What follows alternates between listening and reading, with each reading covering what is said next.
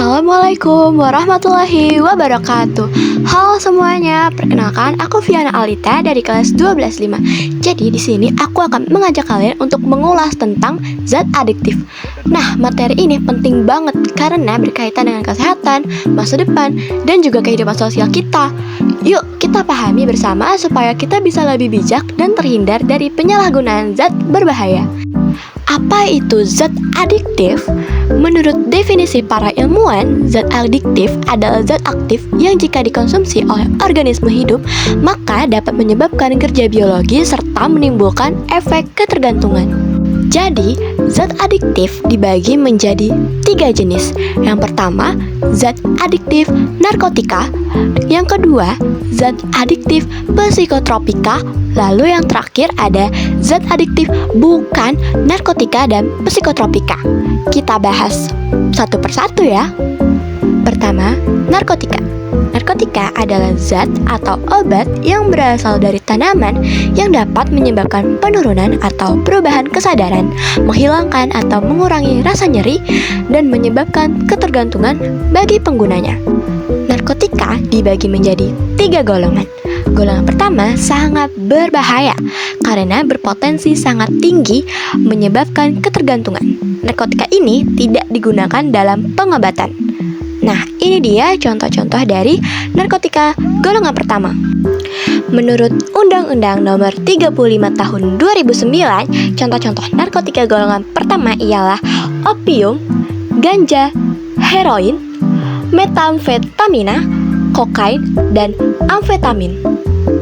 Selanjutnya, golongan narkotika kedua berpotensi tinggi dalam menyebabkan ketergantungan dan dapat digunakan sebagai pilihan terakhir dalam pengobatan.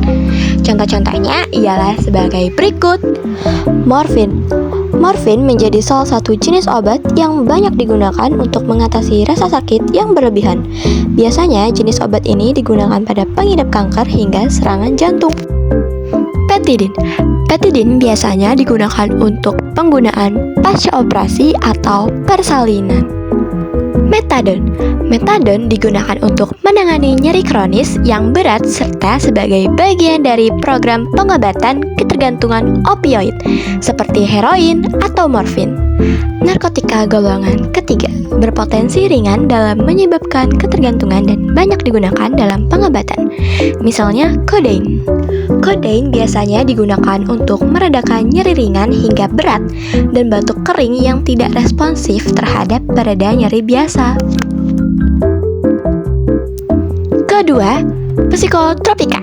Zat ini merupakan obat yang berkhasiat psikoaktif yang memengaruhi mental dan perilaku seseorang. Misalnya, orang yang sulit tidur. Bila meminum obat tidur atau golongan psikotropika dapat menyebabkan tidur nyenyak. Psikotropika dibagi menjadi 4 golongan. Golongan pertama ialah berpotensi sangat kuat menyebabkan ketergantungan dan tidak digunakan sebagai obat. Misalnya, ekstasi.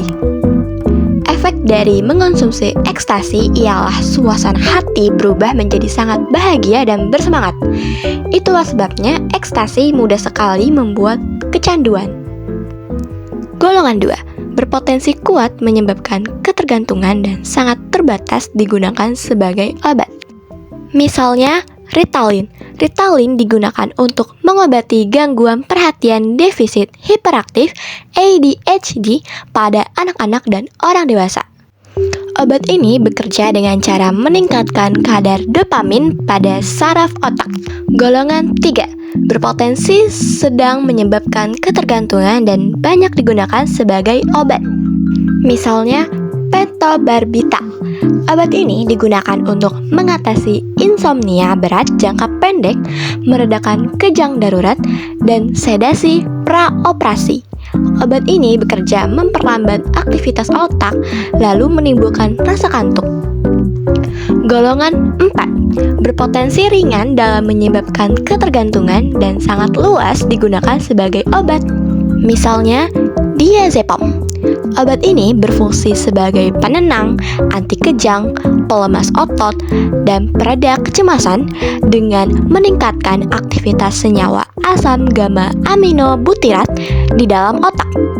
Nah, kita udah masuk ke dalam jenis zat adiktif yang terakhir, yaitu zat adiktif bukan narkotika dan psikotropika. Selain narkotika dan psikotropika, terdapat zat atau obat lain yang berpengaruh terhadap kerja sistem saraf pusat jika disalahgunakan atau dikonsumsi dalam jumlah besar dan dapat menimbulkan dampak yang berbahaya bagi kesehatan tubuh. Di sini terdapat 4 contoh yang akan aku jelaskan satu persatu. Yang pertama ada etanol. Zat ini dapat diperoleh secara alami melalui fermentasi glukosa dengan ragi.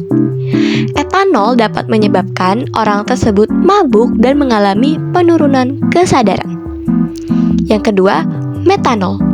Jenis alkohol yang biasa digunakan pada industri sebagai pelarut zat tertentu.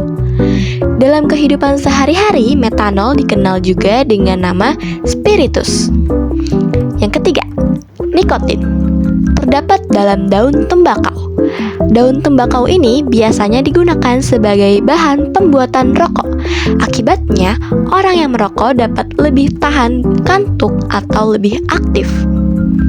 Terakhir adalah kafein. Kita udah sangat hafal nih dengan apa itu kafein dan banyak contohnya di kehidupan sehari-hari. Kafein merupakan zat yang secara alami terdapat dalam kopi dan teh. Namun dalam teh kadarnya tidak sebanyak kafein dalam kopi.